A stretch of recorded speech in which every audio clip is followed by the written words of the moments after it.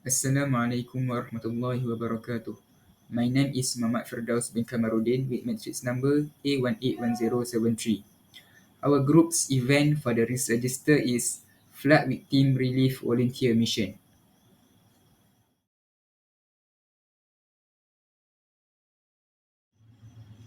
The first type of risk is regulatory risk. It is related to the potential for negative consequences resulting from non-compliance with laws, regulations, or policies that govern an organization's operations. In the volunteer program, legal repercussions are the regulatory risks. This happens because the volunteering program's organizer does not follow local laws or volunteer-related rules. The impacts from the risks are fines, legal action, or in the worst case, shutting down the volunteering program. The program director is the person who will be responsible for ensuring that the program remains compliant with all relevant laws and regulations in order to minimize the risk of legal consequences. A likelihood rating refers to the assessment of how probable it is that a particular risk will occur. It is used in risk management to measure the chance or frequency with which a risk event might happen within a given time frame or context. The likelihood rating is C, which is possible to happen.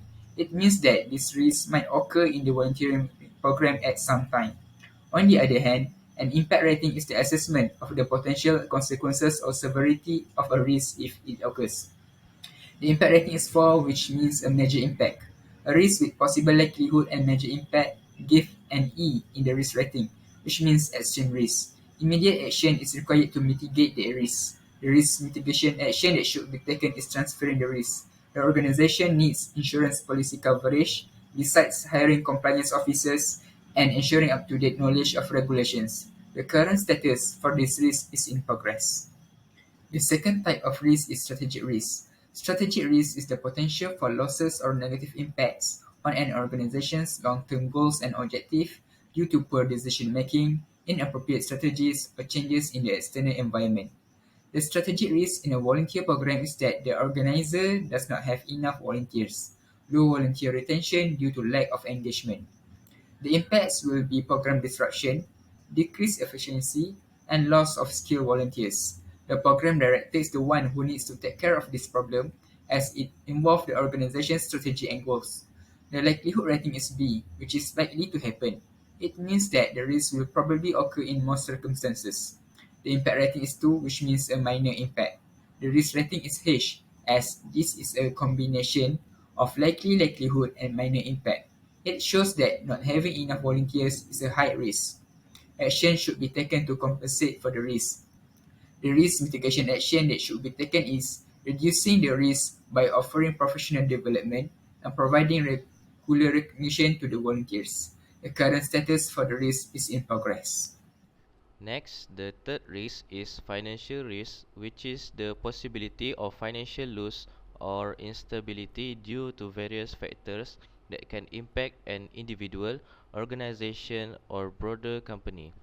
Financial risk in a relief mission context involve the potential shortage of funds or donations needed to cover essential expenses such as food, supplies, transportation, and medical treatment for flood victims.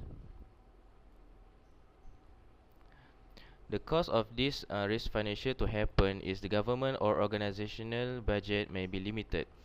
The mission may not be able to react at all if affected areas as the impact of this risk.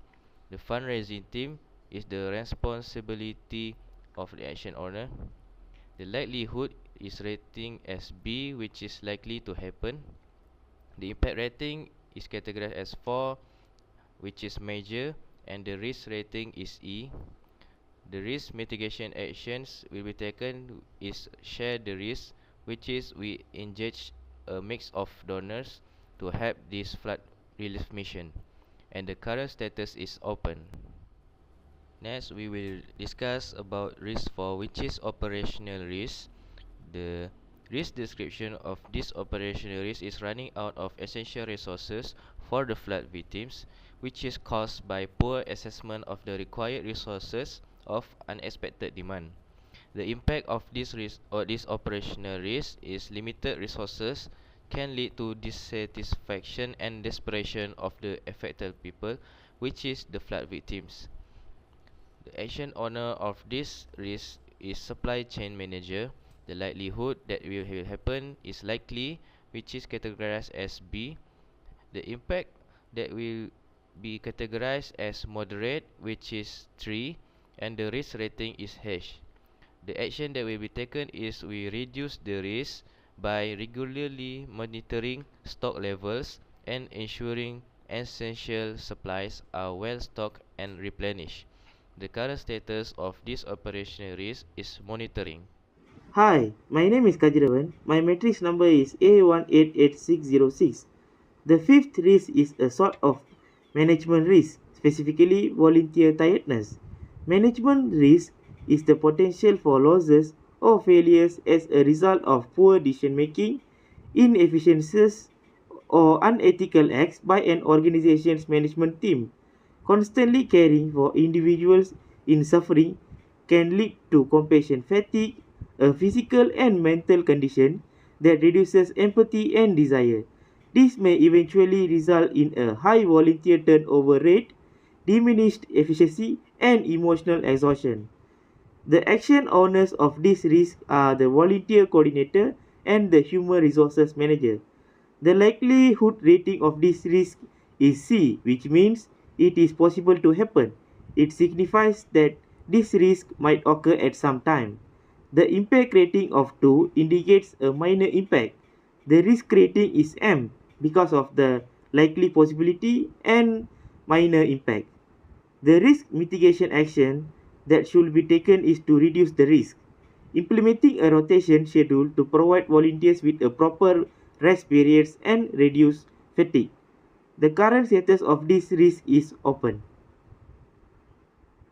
Last but not least, the sixth risk is about partnership and collaboration risk, which is linked to strategic risk. Strategic risk is the possibility of losing money or having a negative impact as a result of a company's or an organization's strategies and decisions. Weak or inconsistent communication between the partners is the primary cause of this risk, which can be attributed to differences in company culture, goals, or operational techniques.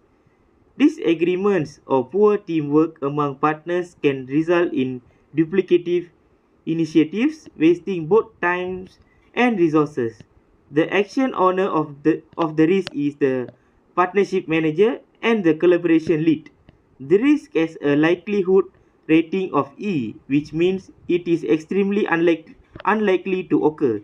It indicates that this risk may occur in unusual circumstances.